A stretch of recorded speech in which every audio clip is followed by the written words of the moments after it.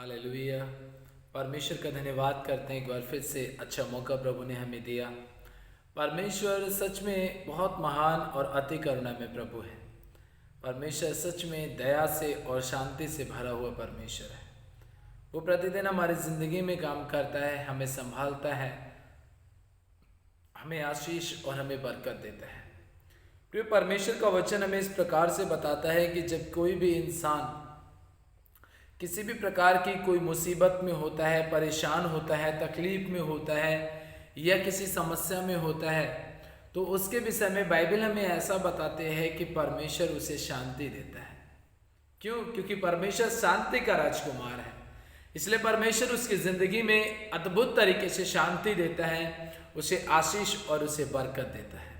इसलिए आज के इस वचन में मैं बहुत महत्वपूर्ण टॉपिक पर आपसे बात करना चाहता हूँ और आपको मैं बताना चाहता हूँ कि प्रभु का वचन हमें इस प्रकार से बताता है, हमें सिखाता है और हमें समझाता है कि हमने प्रभु यीशु मसीह को देखा नहीं है, लेकिन फिर भी हम उसके ऊपर क्या करते हैं? विश्वास करते हैं। आज मेरा जो वचन का विषय और टॉपिक है वो है अनदेखे परमेश्वर पर विश्वास करना। और अनदेखे परमेश्वर पर विश्वास करके क्या हम स्वर्ग जा सकते हैं? अब सोचिए इस बात को पूरी तरीके से कि हम विश्वास करते हैं और अपने विश्वास का हम परिणाम और अपने विश्वास का प्रमाण, उदाहरण हम लोगों के सामने पेश करते हैं, हम लोगों के सामने रखते हैं कि हाँ, मैंने विश्वास किया है प्रभु यीशु मसीह के ऊपर।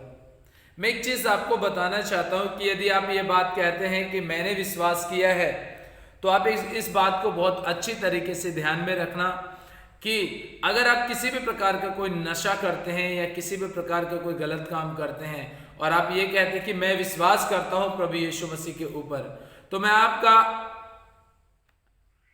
एक शब्द जो आपने कहा कि हाँ मैं विश्वास करता हूं प्रभु यीशु मसीह के ऊपर, तो मैं आपको भ्रम से बाहर निकालना चाहता हूं। मैं आपको इस बात से बाहर निकालना चाहता हूं कि अगर आप किसी भी प्रकार का कोई नशा करते हैं या किसी भी प्रकार का कोई गलत काम करते हैं और फिर भी आप ये बात कहें कि मैं स्वर्ग जाऊंगा, तो आप अपने इस भ्रम में मत रहना कि परमेश्वर आपको स्वर्ग लेकर के जाएगा, क्योंकि परमेश्वर आपको स्वर्ग लेकर के नहीं जाएगा।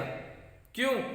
क्योंकि अगर आप नशा करके ये विश्वास करते हैं मैं स्वर्ग में जाऊंगा, आप बुरे काम करके कहते हैं मैं स्वर्ग में जाऊंगा, मुझे ये विश्वास है, तो आपको मैं बताना चाहता हूं दुष्ट आत्मा भी विश्वास करती है कि यीशु मसीह परमेश्वर का पुत्र है। दुष्ट आत्मा भी विश्वास करती हैं कि यीशु मसीह दोबारा से आएगा। दुष्ट आत्मा भी विश्वास करते हैं कि हम उसके सामने रुक नहीं सकते। दुष्ट आत्मा भी विश्वास करते हैं कि परमेश्वर स्वर्ग में पवित्र लोगों को लेकर जाएगा।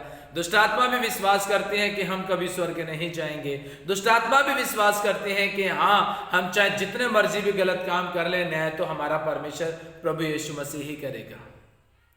आप बताइए दुष्ट आत्माओं में और हम में क्या अंतर है? वो विश्वास कर रही हैं, हम भी विश्वास करते हैं। वो बहका रहे हैं परमेश्वर के लोगों को, हम भी ठोकर का कारण बन रहे हैं परमेश्वर के लोगों का। तो कौन जाएगा स्वर्ग में? इसलिए अनदेखे परमेश्वर के ऊपर यदि आप विश्वास करते हैं तो इस बात के ऊपर आप विश्वास जरूर करना, परमेश्वर पापियों से प्रेम करता है पर पाप से घृणा करता है, नफरत करता है। आज मैं आपको प्रभु के वचन से बताने से पहले मैं आपसे विनती करना चाहूँगा, निवेदन करना चाहूँगा, और आप सबों का मैं हमारे जयवंत मिनिस्ट्री बाजपुर के यूट्यूब चैनल पर आप सबों का मैं हार्दिक हाथ जोड़ करके स्वागत करता हूँ।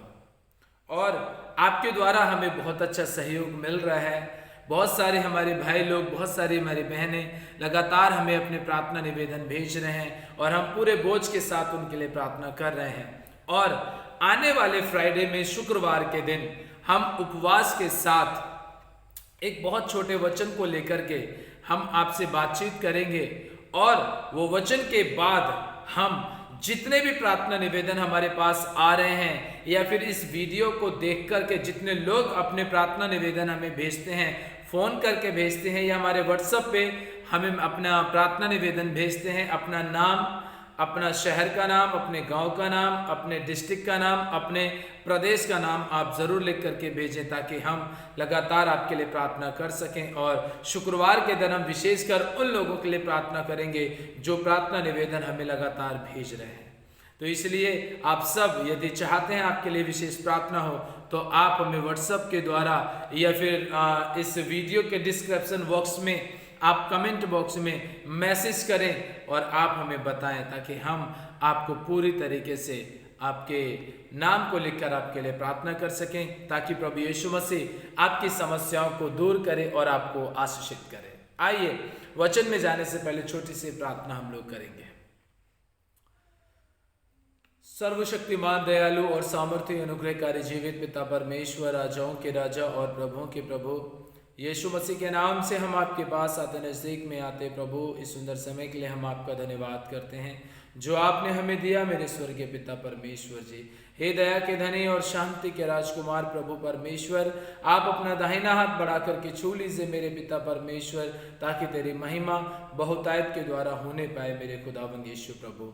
हे दया के धनी और शांति के राजकुमार प्रभु, आप अपना दाहिना हाथ बढ़ा करके छू लीजिए मेरे पिता परमेश्वर जी, ताकि हर एक दुख, दर्द, तकलीफ, बीमारी, परेशानी, कमी, कमजोरी हमेशा हमेशा के लिए प्रभु जी दूर हो जाए मेरे पिता। आज के वचन के द्वारा प्रभु तो हमसे बातचीत करना, हमें सिखाना और हमें समझाना पिता परमेश्वर, ताकि हम तेरी महिमा करते हुए प्रभु तेरे नाम को ऊंचा उठा सके मेरे प्रभु। हे पिता, अपने पवित्र वचन को हमारी जिंदगी में देना प्रभु, ताकि आज हम प्रभु बहुत सारी बातों के भ्रम से बाहर निकल सकें और तेरे वचन को गहराई से अपने जीवन में ग्रहण कर सके मेरे पिता परमेश्वर। आपने सच में हम पर दया, दृष्टि, अनुग्रह, प्रेम किया, हम आपका धन्यवाद करते हैं। मसीह यीशु, आप अपने वचन के द्वारा हमें सिखाना और हमें समझाना, ताकि प्रभु इस वीडियो के माध्यम से प्रभु बहुत से लोग, प्रभु हजारों लोग इस वचन के द्वारा आशीषित हो मेरे पिता परमेश्वर, ताकि तेरे नाम को ऊंचा उठाया जा सके प्रभु। सर्वशक्तिमान प्रभु, आपने हमारी प्रार्थना को सुना, धन्यवाद करते हैं। मसीह यीशु के नाम में मांगते हैं, आमीन, हालेलुया। आइए मेरे साथ में परमेश्वर का वचन निकालेंगे। सबसे पहले हम मेरे साथ में आप निकालिए इब्रानियों की पत्री और उसका 11 अध्याय। इब्रानियों की पत्री नए नियम में इब्रानियों की पत्री 11 अध्याय और उसका हम 6 वचन पढ़ेंगे। इब्रानियों की पत्री 11 अध्याय और उसके 6 वचन में लिखा है, और विश्वास बिना उससे प्रसन्न करना अनहोना है, क्योंकि परमेश्वर के पास आने वाले को विश्वास करना चाहिए कि वह है और अपने खोजने वालों को प्रतिफल देता है। परमेश्वर का वचन कहता है कि विश्वास के बिना परमेश्वर को खुश करना, प्रसन्न करना अनहोना है। मतलब अगर कोई इंसान परमेश्वर के ऊपर विश्वास नहीं करता है तो वो कभी भी परमेश्वर को खुश नहीं कर सकता, वो कभी भी परमेश्वर को प्रसन्न नहीं कर सकता। क्यों? क्योंकि वो व्यक्ति परमेश्वर के ऊपर विश्वास करता ही नहीं है। लेकिन फिर भी हमारे बहुत सारे भाई बहन इस बात को बोलते हैं कि अरे हम तो बहुत विश्वास करते हैं, अपने विश्वास का प्रमाण इस तरीके का देते हैं कि सच में उनसे ज़्यादा बड़ा विश्वासी कोई भी नहीं होगा। लेकिन जब बात आ जाती है कि जब समस्याएं सामने खड़ी हो जाए, तकलीफें सामने खड़ी हो जाएं और परमेश्वर प्रार्थना सुनना बंद कर दे, तो यही बात कहते हैं कि प्रभु हमारी प्रार्थना सुनता नहीं है, परमेश्वर है ही नहीं, परमेश्वर कुछ नहीं कर सकता, किसी भी चीज में प्रभु आशीष नहीं दे सकता, हमारी बीमारी को नहीं ठीक कर रहा, हमारी प्रार्थना को नहीं सुन रहा, हमारे घर के हालातों को ठीक नहीं कर रहा। ऐसी ऐसी बात बोल करके हम परमेश्वर को निराश करते हैं, परमेश्वर को उदास करते हैं। तो क्या एक विश्वास करने वाला व्यक्ति ये कह सकता है कि मेरा परमेश्वर मेरी प्रार्थनाओं को नहीं सुनता? मैं इतना जानता हूं प्रियो, अगर मेरी प्रार्थनाएं, मैं आपको बताना चाहता हूं कि जब मैं प्रभु से प्रार्थना करता हूं और मेरी प्रार्थना का जवाब मुझे एक आध सप्ताह में, 15 दिन में, महीने, 2 महीने, 6 महीने, साल भर में जब मुझे मेरी प्रार्थना का जवाब नहीं मिलता है, मैं फिर भी विश्वास के साथ धीरज धर के बैठा रहता हूं, इंतजार करता हूं उस समय का जिस समय पर परमेश्वर मेरी प्रार्थना को सुनेगा, और जिस समय पर मुझे जो मैंने प्रार्थना में मांगा है, जब वो चीज का मिलने का समय होगा, तब मुझे इतना विश्वास रहता है कि प्रभु उचित समय पर मेरी प्रार्थना को सुनेगा और वो मुझे जरूर देगा। मैं यहाँ पर लेने और देने की बात नहीं कर रहा कि संसार की चीजें मुझे चाहिए या संसार की कोई बात मुझे चाहिए, नहीं। मैं जब भी परमेश्वर से कुछ मांगता हूं तो मैं यही कोशिश करता हूं, यही प्रभु से प्रार्थना करता हूं कि किस तरीके से मैं परमेश्वर की कलीसिया को बढ़ा सकूं। मैं आपको एक बात बताना चाहता हूं, परमेश्वर चाहता है कि वो हमारी जिंदगी को आशीषित करना चाहता है। वो चाहता है कि प्रभु के लोग बढ़े, प्रभु की कलीसिया बढ़े। मैं एक व्यक्ति के लिए बहुत दिनों से कम लगभग 5 साल से प्रार्थना कर रहा था कि प्रभु इस व्यक्ति का जीवन बदल जाए, इस व्यक्ति का जीवन बदल जाए। मैंने अपने घर के लिए कुछ नहीं मांगा, अपने लिए कुछ नहीं मांगा, परिवार के लिए कुछ नहीं मांगा, लेकिन मैं सिर्फ उस व्यक्ति को इसलिए मांग रहा था ताकि वो परमेश्वर के नजदीक में आ जाए और परमेश्वर के साथ अपना रिश्ता मजबूत कर सके। लेकिन फिर भी परमेश्वर ने 5 साल के बाद मुझे उस व्यक्ति के लिए प्रार्थना को सुना और हाँ आमीन में जवाब दिया। 5 साल के बाद उस व्यक्ति ने प्रभु के ऊपर भरोसा किया।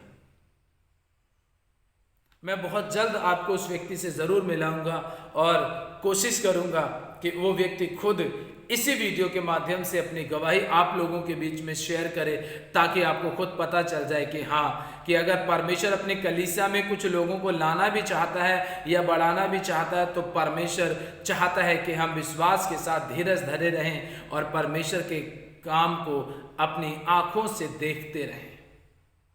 मैंने जो प्रार्थनाएं की, प्रभु ने जिस व्यक्ति के लिए मैं प्रार्थना कर रहा था वो 5 साल के बाद प्रभु में आया, लेकिन उससे पहले न जाने कितने दूसरे लोग जिनके लिए मैंने प्रार्थना नहीं भी की थी, उन्होंने प्रभु यीशु मसीह को ग्रहण कर लिया। तो विश्वास करने वाले को यह पता होना चाहिए कि परमेश्वर है और प्रतिफल देता है। जब प्रभु यीशु मसीह के 11 चेले एक कोठरी के अंदर यहूदियों के डर की वजह से बैठकर के प्रार्थना कर रहे थे, तो लिखा है कि उस समय पर कई सारी स्त्रियां जो कब्र के पास में गई थी, उन्होंने कहा था प्रभु यीशु मसीह जी उठा है। उन्होंने इस बात को बोला था कि यीशु मसीह जी उठा है। पतरस भी गया और दूसरे अन्य चेले भी गए। उन्होंने देखा कि सिर्फ कपड़े पड़े हैं, पर वहां पर प्रभु यीशु मसीह का शरीर नहीं है। उन्होंने कहा कि यार ये क्या हुआ, लेकिन स्वर्गदूतों ने उन्हें कह दिया कि प्रभु यीशु मसीह अब मुर्दों में नहीं रहा, बल्कि वो मुर्दों में से जी उठा है। जब ये बात लोगों को पता चली, वो और भी ज्यादा घबरा करके एक कमरे में बैठ करके प्रार्थना कर रहे थे और आपस में ये चर्चा उन्होंने करना शुरू कर दिया कि प्रभु यीशु मसीह जी उठा है, जी उठा है। लेकिन थोमा, जिसको हम थॉमस भी बोलते हैं, वो थोमा वो विश्वास नहीं करता। वो कहता कि जब तक मैं इन हाथों में उंगलियां, छेदों में उंगलियां डाल करके ना देख लूं, मैं उसके पसली में उंगली डाल करके ना देख लूं, मैं तब तक विश्वास नहीं करूंगा कि प्रभु यीशु मसीह जी उठा है। हमारा आज का विश्वास यही हो चुका है। मैं तब तक प्रभु पे विश्वास नहीं करूंगा, प्रभु जब तक तू मुझे गाड़ी ना दे दे।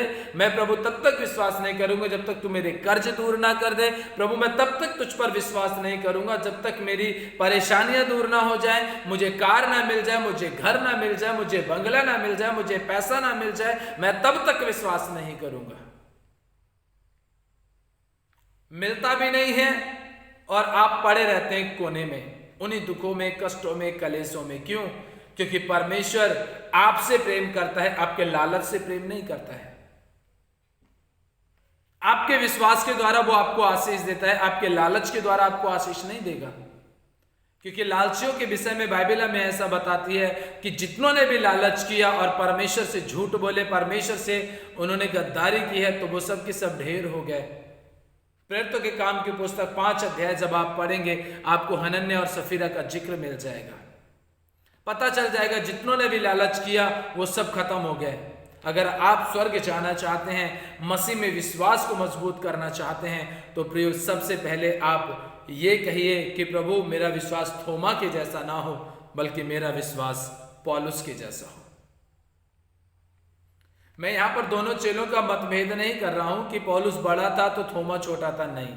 लेकिन थोमा ने अनदेखे परमेश्वर के ऊपर, मतलब जब तक यीशु मसीह को अपनी आंखों से देख नहीं लिया तब तक उसने विश्वास नहीं किया। अगर आपने यीशु मसीह को नहीं देखा है तो क्या आप भी विश्वास नहीं करेंगे? मैंने भी यीशु मसीह को नहीं देखा है, लेकिन यह विश्वास करता हूं कि प्रभु यीशु मसीह है और इस समय पर मेरे पास में मौजूद है, मेरे साथ में खड़ा है, मेरी नजदीकी में खड़ा है, वही मुझे बुलवा रहा है, वही मुझे बुद्धि दे रहा है, वही मुझे अपने वचन दे रहा है, वही मुझे बोलने की ताकत, शक्ति, बल और सामर्थ्य दे रहा है। प्रभु यीशु मसीह मेरे दाहिने और मेरे साथ में खड़ा है। मैं विश्वास करता हूं प्रभु यीशु मसीह वचन के द्वारा मुझसे बात कर रहा है, वचन के द्वारा आपसे बात कर रहा है। मैं ये विश्वास करता हूं जब प्रभु यीशु मसीह हमारे पास में है तो मैं क्यों कहूं कि प्रभु जब तक मैं तुझे देख ना लूं। एक बार मैंने भी जिद की थी, प्रभु मैं भी देखना चाहता हूं। आपको पता है मैंने जिद कहा कि प्रभु मैं भी देखना चाहता हूं। 15 दिन तक मैं भूखे रहा, रात में खाना खाता था, 15 दिन भूखा रहा कि प्रभु जब तक तू मुझे दर्शन ना दे दे, जब तक तू मुझे दर्शन ना दे दे, जब तक तू मुझे दर्शन ना दे दे प्रभु मैं तब तक खाना नहीं खाऊंगा। दिन में खाना मैंने खाया नहीं, 15 दिन तक खाना नहीं खाया। यही कहता रहा कि प्रभु मैं बस तुझे देखना चाहता हूं, मैं तुझे देखना चाहता हूं, मैं तुझे देखना चाहता हूं।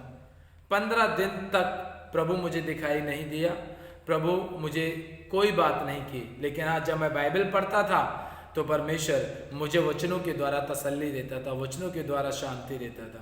जब 15 दिन हुए तो मैंने लास्ट दिन कहा प्रभु अब आज 15वां दिन है, मुझे आज देखना है, नहीं तो फिर आज से मैं रात का खाना भी छोड़ दूंगा। प्रभु ने मुझे एक वचन दिया, पता है क्या, मेरे साथ निकाली है।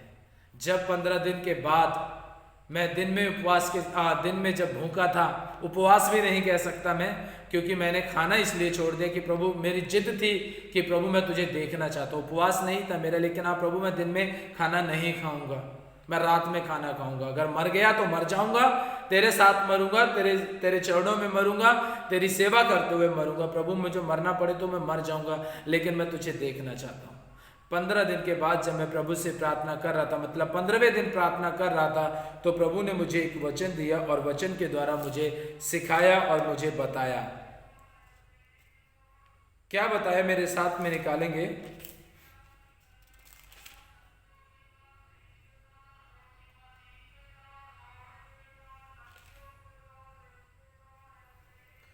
यूहन्ना रचित सुसमाचार 20 अध्याय।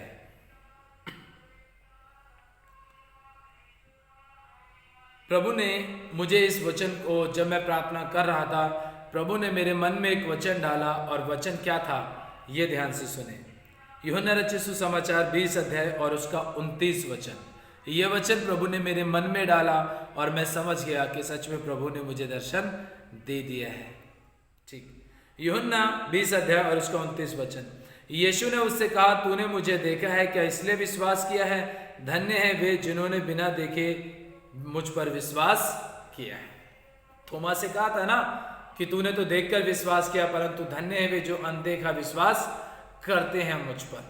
जैसे ये वचन मेरे मन में प्रभु ने डाला, मैंने शाम को खाना खाया और रात भर में रोया, दुआ किया, प्रभु से प्रार्थना किया कि प्रभु तेरा धन्यवाद। गलत तो मैं था जो जिद करके बैठ गया कि प्रभु मुझे देखना है, प्रभु मुझे देखना है। लेकिन इतने दिनों में मेरा शरीर कमजोर नहीं पड़ा, मैं मर नहीं गया, मैं कुछ नहीं किया। आज से कम 8 साल पहले की यह घटना है। जिस समय पर मैं यूपी क्षेत्र में रह करके सेवा करता था, उस समय की यह घटना है। तो उस समय मैं मर नहीं गया, बल्कि मैं जिंदा हूं। लेकिन 15वें दिन जब प्रभु ने देखे तो जिद करके ही बैठ गया है, तो इसे प्यार से समझाने में ही फायदा है। प्रभु ने यह मुझे वचन दिया और कहा कि धन्य है तू जिसने अनदेखा मुझ पर विश्वास किया है। मैं समझ गया, मैंने कहा प्रभु तेरा धन्यवाद। अब मुझे ये विश्वास हो गया है कि मैंने तेरा दर्शन कर लिया, क्योंकि प्रभु यीशु मसीह को देखने के लिए मुझे स्वर्ग में नहीं जाना पड़ेगा। प्रभु यीशु मसीह को देखने के लिए इधर उधर कहीं जाना नहीं पड़ेगा। अगर मैंने वचन को पढ़ लिया और जो वचन मेरे दिल में लग गया, समझ लीजिए प्रभु यीशु मसीह मुझे दिख गया। हालेलुया। इसीलिए प्रियो, हम अनदेखे ईश्वर पे, परमेश्वर पे भरोसा करते हैं, विश्वास करते हैं। जिद करना छोड़ दीजिए, प्रभु मुझे ये चाहिए तब मैं ये करूँगा तेरे लिए। प्रभु मुझे गाड़ी दे दे तब मैं तेरे भवन में कुछ करूँगा। मैं प्रभु मुझे अमीर बना दे तब मैं बहुत ज़्यादा दान तेरे भवन में दूंगा। नहीं, ये सब चीज़ें छोड़ दीजिए, विश्वास कीजिए। जो कुछ भी आपके पास है आप उसे प्रभु के लिए दे दीजिए और अपने आप को भी परमेश्वर के लिए दे दीजिए, ताकि परमेश्वर उचित समय पर आपको बढ़ाए, आशीषित करे और आपके जीवन में काम करे। इसलिए अनदेखे प्रभु के ऊपर विश्वास करने वालों के विषय में बाइबल हमें ऐसा बताती है कि वो धन्य हैं। आप धन्य हैं, बहुत अच्छे और ईमानदार व्यक्ति आप हैं। इसलिए परमेश्वर के साथ चलिए, परमेश्वर की नज़दीकी में चलिए, परमेश्वर के साथ अपना जीवन पूरी तरीके से बनाइए ताकि अनदेखा प्रभु आपके जीवन में काम करता रहे। अगर आपने वचन को पढ़ लिया, इसका मतलब आपने प्रभु से बातें कर ली, आपने वचन को अपने दिल में रख लिया। सोच लीजिए कि प्रभु यीशु मसीह आपके साथ में खड़ा होकर के आपसे बात कर रहा है। ऐसा प्रभु हमसे प्रेम करता है। इसलिए अनदेखे प्रभु पे विश्वास कीजिए, आप धन्य हो जाएंगे। प्रभु की सुख शांति आपके जीवन में काम करना शुरू कर देगी। इसलिए आज के वचन के द्वारा परमेश्वर आप सबों को आशीष दे। प्रियो, परमेश्वर सच में भला है और सामर्थ्य है। मैं आप सबों से हाथ जोड़ के निवेदन करना चाहता हूँ कि हमारे वीडियो को आप लाइक करें, शेयर करें, कमेंट करें, अपने प्रार्थना निवेदन कमेंट बॉक्स में दें और हमारे चैनल को सब्सक्राइब करें।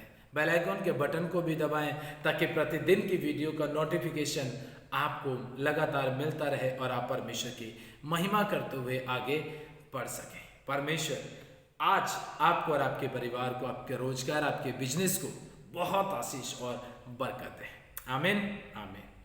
खुदावन प्रभु सबों पर तेरी आशीष और बरकत, तेरा अनुग्रह, प्रेम, दया और शांति बनी रहे। सबके दिलों में तेरा राज्य हो, सबके दिलों में तेरी महिमा हो प्रभु जी। सबके जीवन से तुझे बहुत महिमा और आदर मिलने पाए प्रभु। सब पर तेरी दया दृष्टि, अनुग्रह, प्रेम, शांति, दया अपनी मुक्तिदाता प्रभु यीशु मसीह के नाम से मांगते हैं। आमीन। हालेलुया। इसलिए प्रियो, अब हम दोबारा से फिर एक नए टॉपिक के साथ में आपके सामने साझा होंगे। हमारा जो अगला टॉपिक होगा वो होगा प्रेम। प्यार है क्या? प्यार क्या है? बहुत सारे प्यार के ऊपर हमने संदेश सुने हैं, लेकिन इस बार कुछ आप नया सुनेंगे, परमेश्वर नया आपको बताएगा। तब तक के लिए आप अपने परिवार का ध्यान रखें, प्रभु में खुश, आनंदित, मगन रहें और परमेश्वर का धन्यवाद करते रहें। और मैं पास्टर लाल सिंह, चैवंत मिनिस्ट्री बाजपुर, आप सबों के लिए लगातार प्रार्थना करता रहूँगा और आप हमारी मिनिस्ट्री के लिए, हमारे यूट्यूब चैनल के लिए, हमारी कलीसिया के लिए प्रभु से प्रार्थना करते रहें। तब तक के लिए प्रभु आप सबों को आशीष दे। सभी को प्यार भरे शब्दों में जय मसीह की।